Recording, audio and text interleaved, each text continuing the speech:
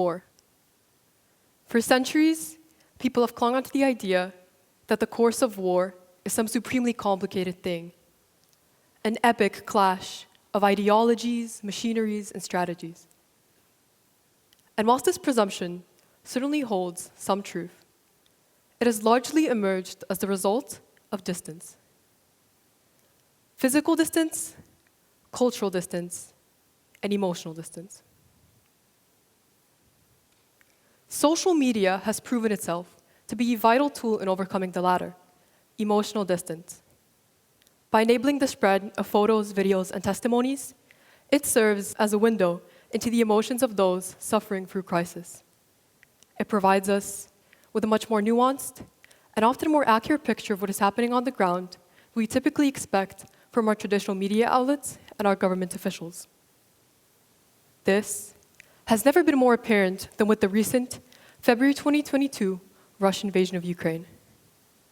Whilst the war is by far not the first conflict which has erupted in the age of social media, it is by far one of the most reported, discussed, and sympathized with. The answer as to why this is not unanimous or straightforward. It can definitely be sensed that for many Westerners, this invasion hits much closer to home than any other conflicts we've seen in recent years, whether this be in a physical, cultural, and even racial sense. Still, for many, their concerns stem from a very ideological place. The conflict in Ukraine is often covered and understood as a case of democracy versus dictatorship, a great proxy for the struggle between the East and the West. It is often portrayed through the dated lens of Cold War politics, and in doing so, much of traditional media has failed to capture the human aspect of the conflict. Does this make you feel something? It might seem urgent in the moment, but chances are you'll forget ever seeing this exact graphic. Is it important? Of course, but does it move you? Does it inspire you to take action? Scenes like this are what is to be expected from media's coverage of conflict. Long-winded explanations of military strategies with shallow sympathies sprinkled throughout. No matter how dire this seems, it is hard for our brains to fully conceptualize this, to commemorate it, but above all, to emphasize with it. Now, how about this?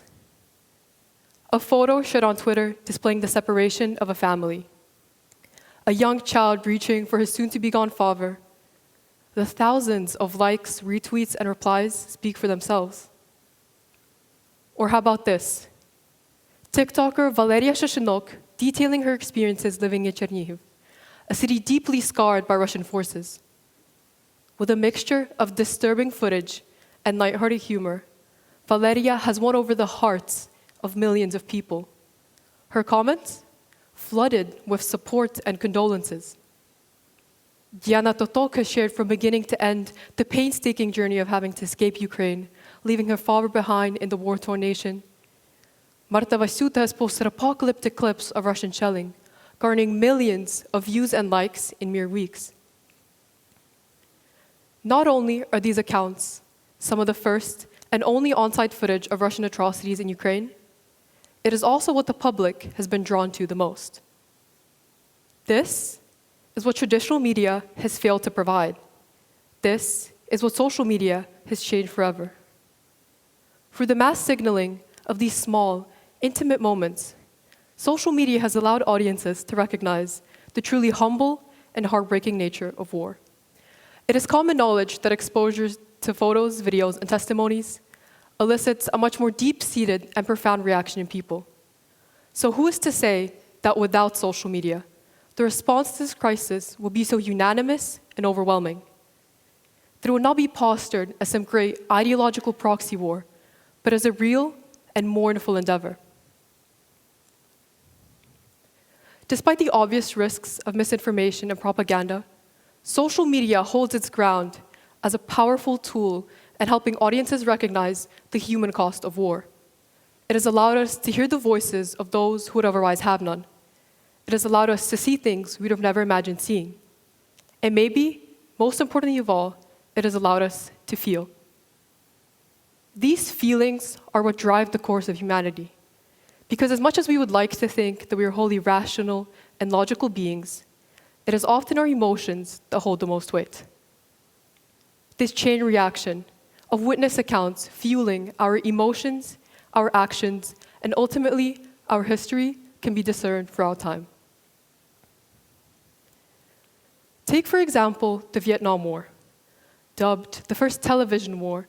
The at the time novel mass media coverage of the conflict was a key force in propelling the anti-war sentiment. The images of the warplanes, jeeps, the soldiers dying in the fields, and maybe most importantly of all, civilian atrocities, were well cemented in the American psyche. And it wasn't long before these brewing feelings of remorse drove people to the streets and pushed the White House to draw back its troops.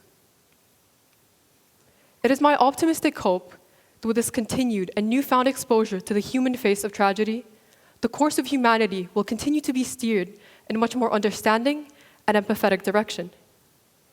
Because the response to the Ukrainian crisis, as vigorous and unanimous as it was, is never guaranteed. There may very well have been a world in which the Kremlin's narrative would have resonated much more deeply with the general public, in which, with the lack of intimate understanding that social media provides, the conflict will be treated with a far greater deal of apathy and neutrality. Now, I'm not advocating for emotions to be history's sole guiding force. There is real value in understanding the broader context of war and the credibility of traditional news sources. Social media is by no means a cure-all, but it is a tool, and an incredibly powerful, moving one at that. No other medium truly rivals its impact, its scope, but above all, its intimacy. Social media has effectively bridged our emotional distances, creating a more interconnected and humanistic world as a result.